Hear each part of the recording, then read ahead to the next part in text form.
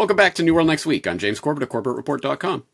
And I'm James Evan Pilato of MediaMonarchy.com. It's common sense and good science. We've got that story plus Colorado terror, but first, casus belli. Israeli military admits to shooting Palestinians near Gaza aid site. 27 reported killed. Taking this, of course, from one of the few places that'll always cover this, antiwar.com. Gaza's health ministry said Tuesday that at least 27 people were killed when Israeli forces opened fire on Palestinians attempting to collect aid near a distribution site in southern Gaza. The Israeli military admitted that it opened fire at Palestinians near distribution sites, claiming it targeted suspects who were approaching IDF troops. The statement did not allege that the Palestinians were armed. Axios later reported that IDF acknowledged it fired at civilians. Earlier today, during the movement of the crowd along the designated routes towards the aid distribution site, approximately half a kilometer from the site, IDF troops identified several suspects moving towards them, deviating from the designated routes, the IDF said in a statement. The troops carried out the warning fire, and after the suspects failed to retreat, additional shots were directed near individual suspects who advanced towards the troops, the statement added. The IDF said that it was aware of reports regarding casualties, and the details of the incident are being looked into. Since October 7th, 2023, the ministry's death toll has reached 54,510, and the number of wounded climbed to 124,901, figures that do not account for the thousands missing and presumed dead under the rubble or indirect deaths caused by Israelis' siege. Israeli Mossad named as funder of Gaza Humanitarian Foundation. James, this one from the Ron Paul Institute I would like to know more about. U.S.-backed Gaza Aid Foundation taps Christian Zionist as new director.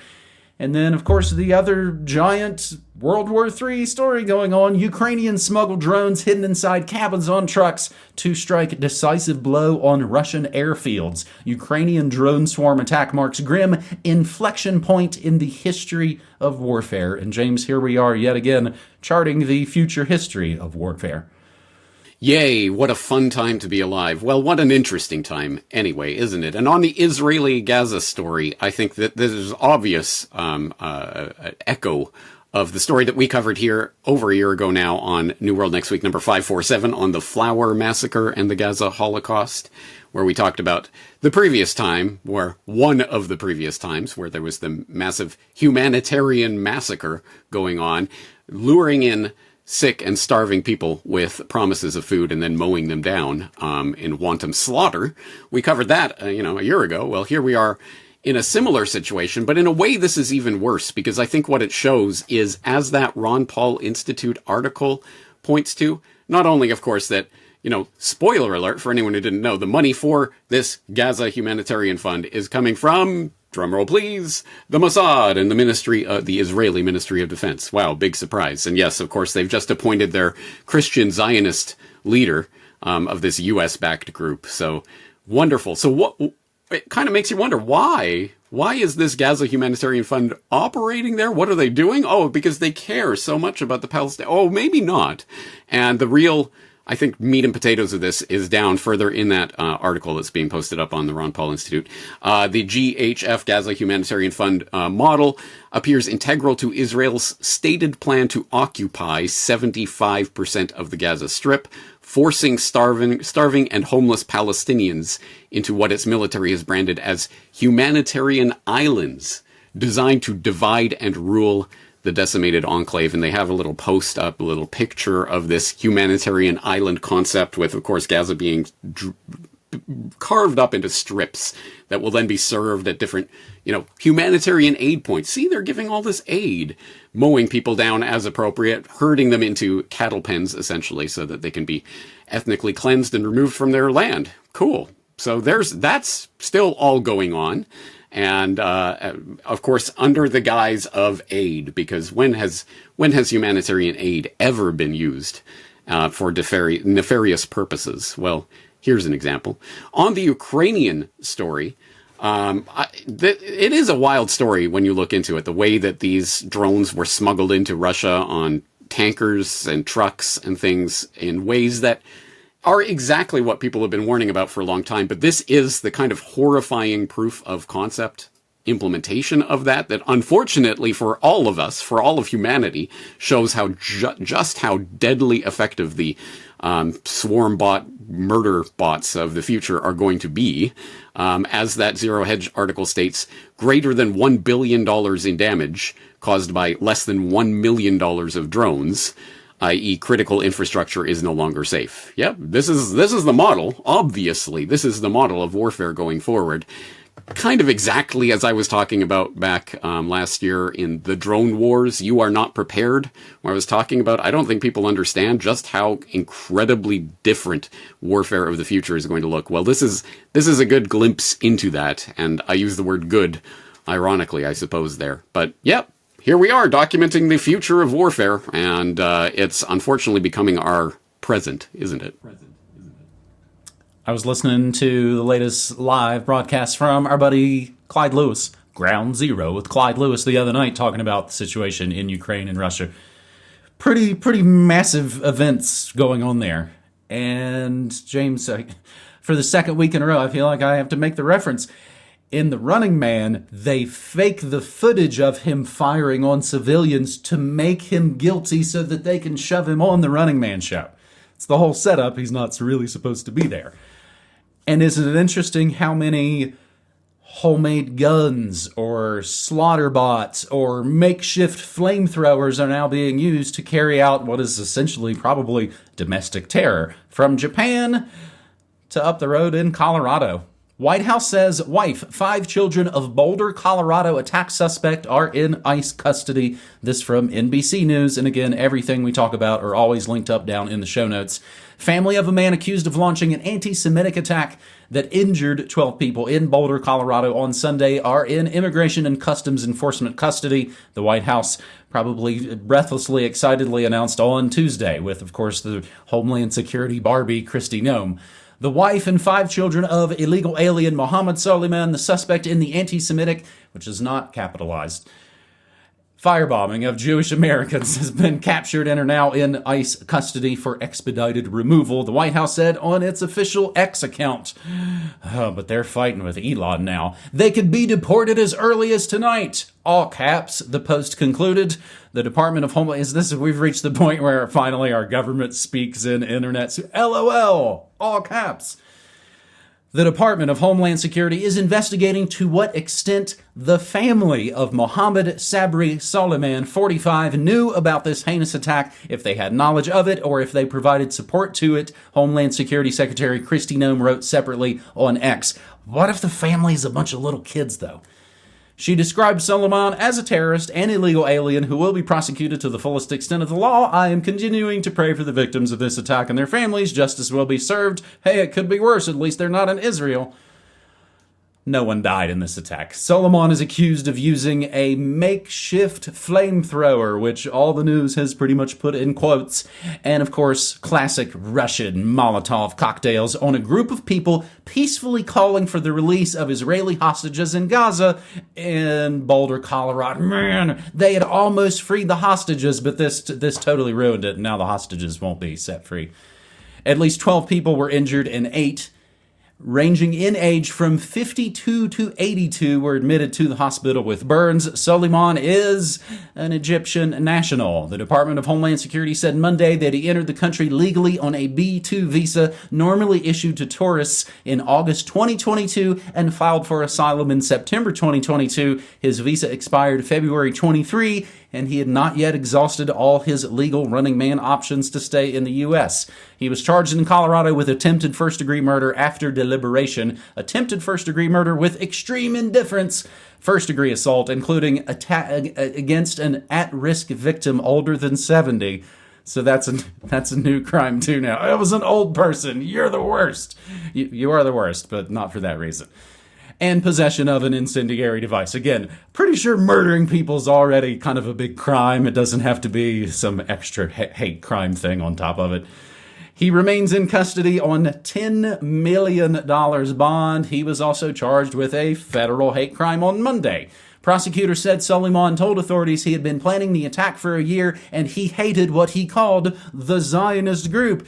Yeah, we all do. But acting like them probably won't help the cause.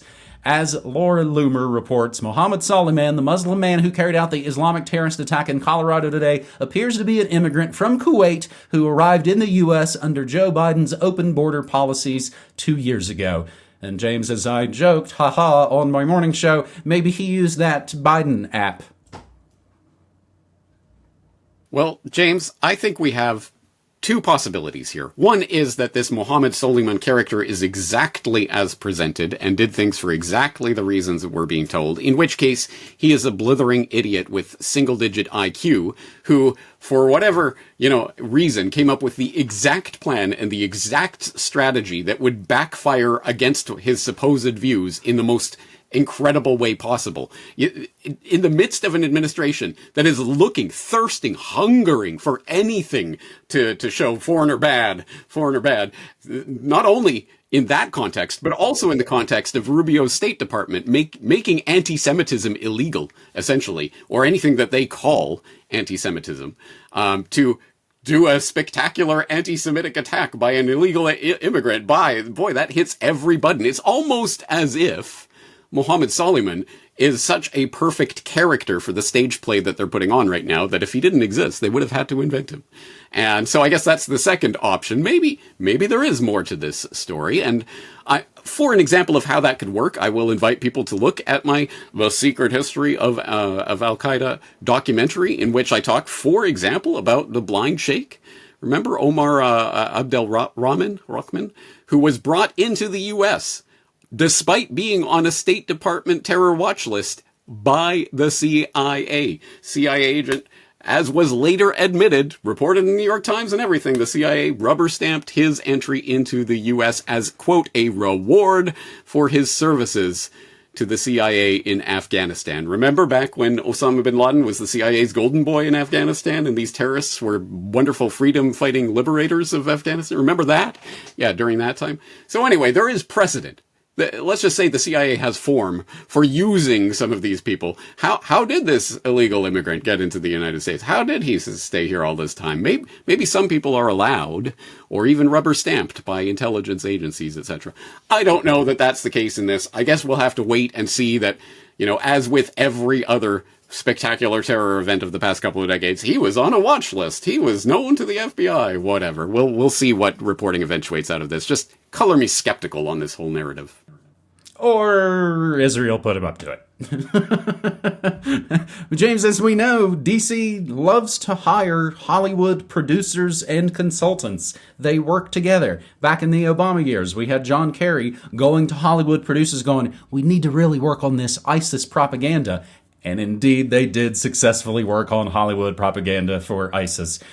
I should have made the reference earlier, but we're still talking about media and the intersection of intelligence craft. They're calling the event in Russia, Russia's Pearl Harbor. Pearl Harbor, of course, the Jerry Bruckheimer production that was brought to America in the summer of 2001. It is, as I say, a million times a rich tapestry. It is also, as we are recording, as I come to you, evening of June 4th, 2025, it is RFK Must Die Day.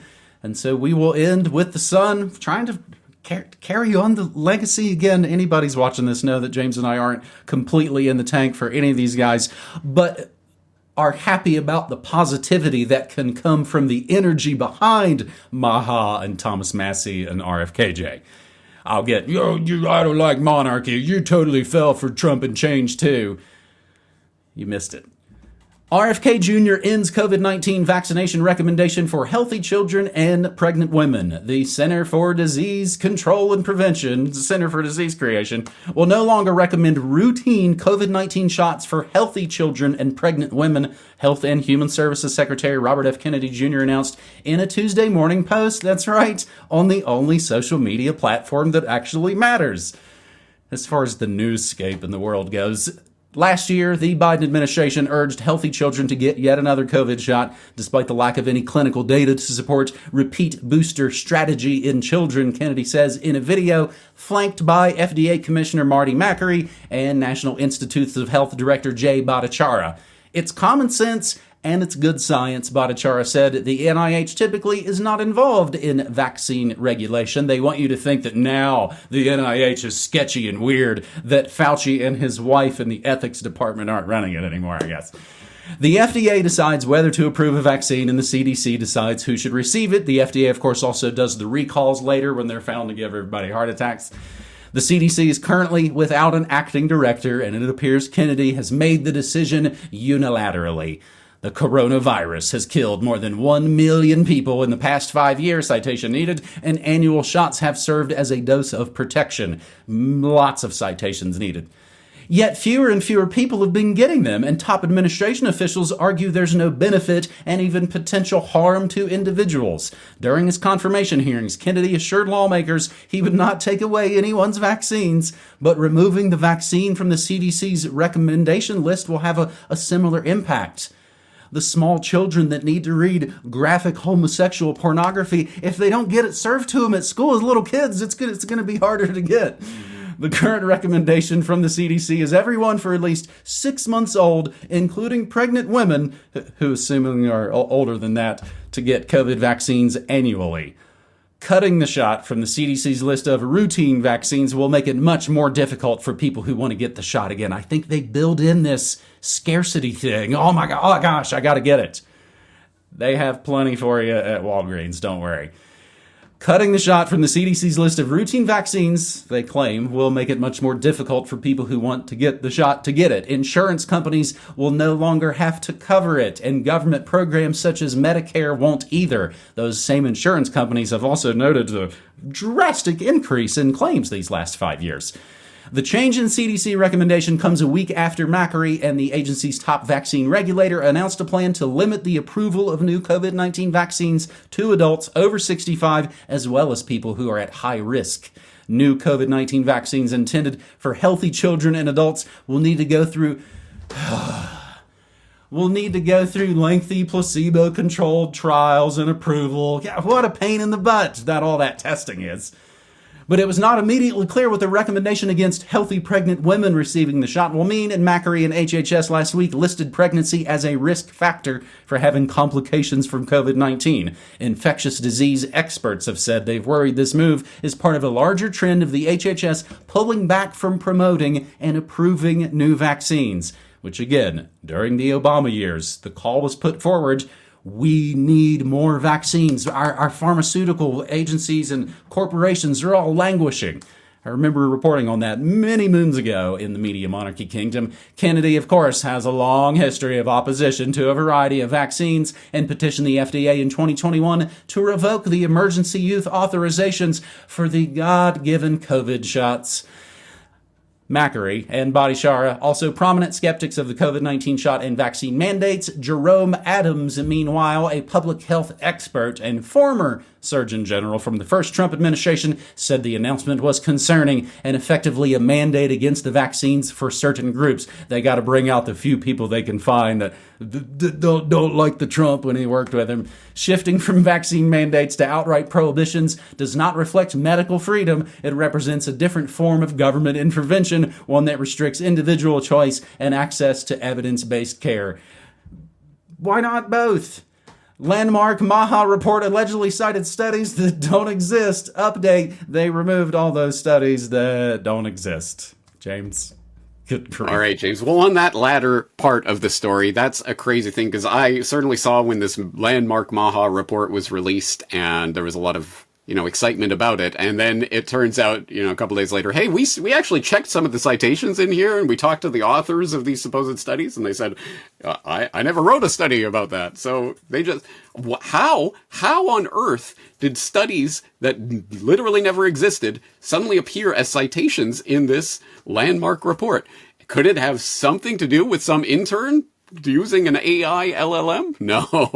No, of course not. No, it was a formatting error, is I think the excuse that they went with, which is obvious BS. So, yay, surprise, surprise, the new people in the positions of power are equally happy to lie to your face and get you to try to believe it. No, they used AI LLM to hallucinate garbage that didn't exist and put it in a report and hoped you would swallow it without asking questions. Anyway, that doesn't bode well for what we were talking about just a couple months ago here on New World Next Week number 588. Autism solved by September. Remember, RFKJ is going to finally get to the bottom of autism. He's probably just going to ask ChatGPT, I guess.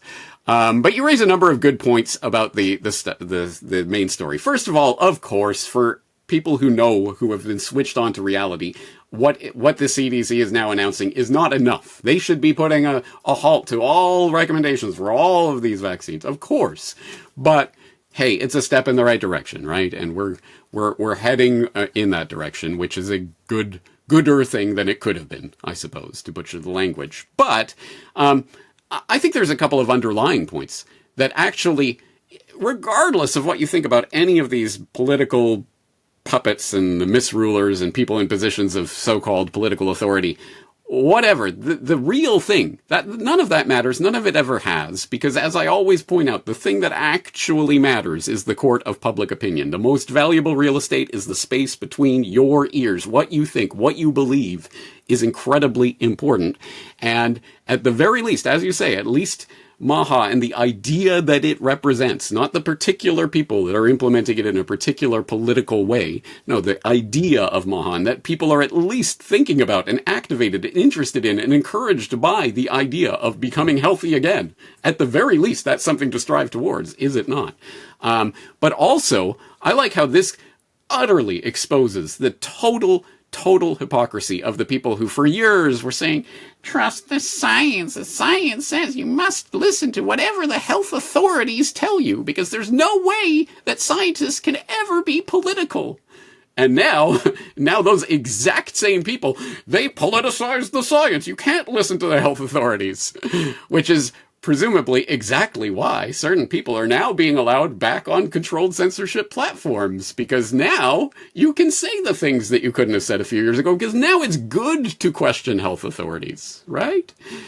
Interesting turn of events, is it not? But at the very least, let us rub that in the face of the people who said trust the science forever and ever, and never let them forget it.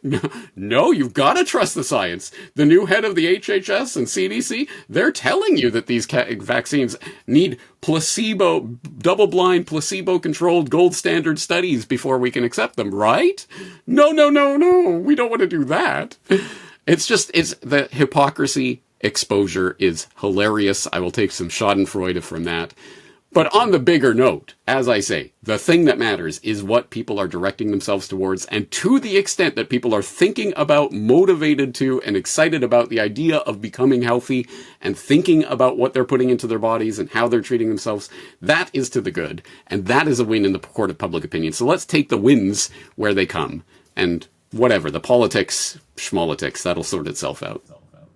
At a time where it's never been easier to get some prescription for some highly addictive drug and thwack on your fondle slab and imagine that you're healthy because I'm talking to my AI guru. All that's, again, you can just go outside. James, I will admit, I know this won't come as a shock to many folks out there who know I was the class clown of high school. I had keyboarding in high school, and it was like 8th period. I would come in, grab the floppy from somebody in 3rd period, and open up their work and just save it down as my own. Make a couple little mess ups, make sure. That's the extent of, I think, the level of like, oh, I used the internet to help me cheat in school back in the day. Hey, and I will let folks know. We were talking about the sudden resurrection of certain social media and video outlets when I had James on the Morning Monarchy on Tuesday. So we had a nice exclusive talk there. I will include that link. He is looking quite fetching in his Media Monarchy shirt, which you can find that and more at newworldnextweek.com. Monarchy shirts, Corbett shirts, Corbett toques. And we are working very diligently right now on the upcoming next installment in the USB series. So no, that one's going well, James. We got that one all copied and put off into the mail. It is headed to the manufacturers as we speak. And a couple of other mentions under the hood at the Media Monarchy Kingdom. I fixed my contact page, which I should totally announce here on New World Next Week. But I also fixed my crypto donations page, MediaMonarchy.com/crypto. I have increased my ability to take other few different forms of cryptocurrency, even, yes, dog money. And we, of course, have the post office box for people that don't do dog money, people that don't even want to do digital banking. You can send your support to the American post office box. Just please include an email address and instructions for how you want things divvied up. And that'll do it, James. That is New World Next Week. I believe episode 592, my friend. What do you got coming up next? We shall see. I've got a lot of things in the oven, as it were, but stay tuned to CorbettReport.com for more, and stay tuned for next week's edition of New World Next Week. I'm looking forward to it, James. I hope you are too. See you then. Thanks, buddy. Take care.